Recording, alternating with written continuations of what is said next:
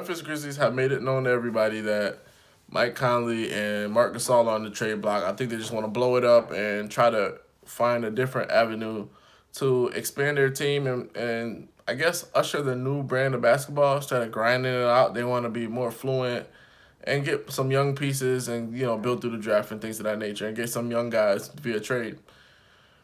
The Lakers are an interesting case because they need players. Of course, they need some veteran players, but they still need youth.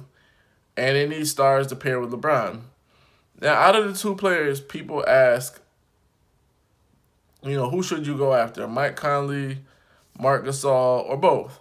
Initially, I would have said both, but then I did the numbers, I crunched the numbers like a good GM would, and numbers wise, both players are great. Mike Conley's averaging 20 and 6. Marc Gasol is averaging, I believe, is 18 and 8 or something like that. 15 and 8, one of those. 15 points, 8 rebounds. I think it's like 6 assists or 5 assists. And one of the things that really caught my eye was the age difference.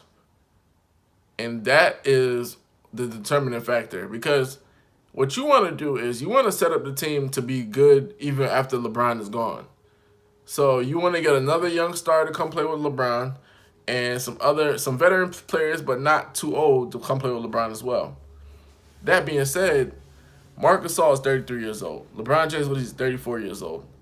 Marc Gasol is not going to continue to play on this clip. He's going to start. He's already declining because I remember a couple seasons ago he was averaging over 20 points a game, and he was averaging exactly like 10 to 11 rebounds. So already you're starting to see a slight decline in Marc Gasol.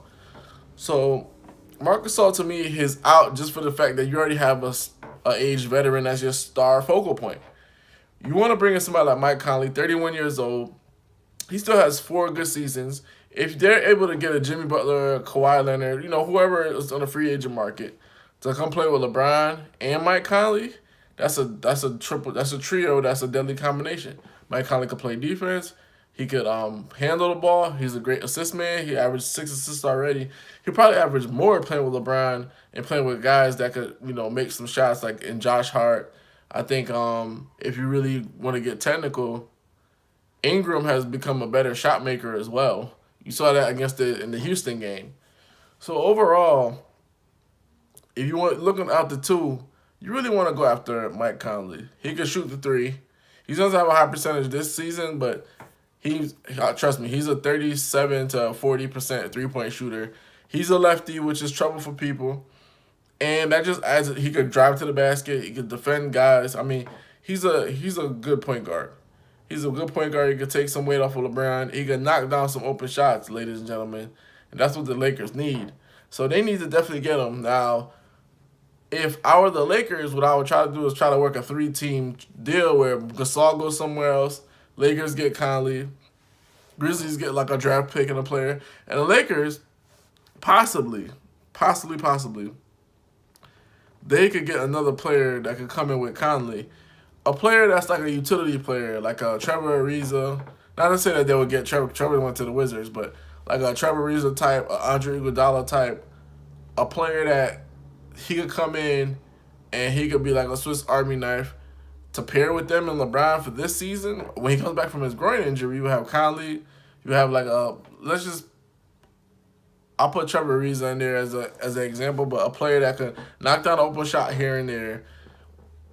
I'll give you a good example. Like Kelly Oubre is a kind of a guy, like when he's on, he's playing, he's engaged. He's that kind of player. A player like that who could give you, or a Marcus Morris, or his brother Markieff Morris. If you could mix in a trade, get one of those players involved, and they could come to LA as well. So now you got 2 good guys to prepare with LeBron, not too old, and basically they know what's up. You know what I'm saying? They've been in the league long enough, and they know what's up. They know that the rate that we're on, we're trying to compete for a championship next year. Let's do what we can this year to be great, and then we'll entice a free agent to come here. So, to me, that's the move I would try to make. Get Conley for sure.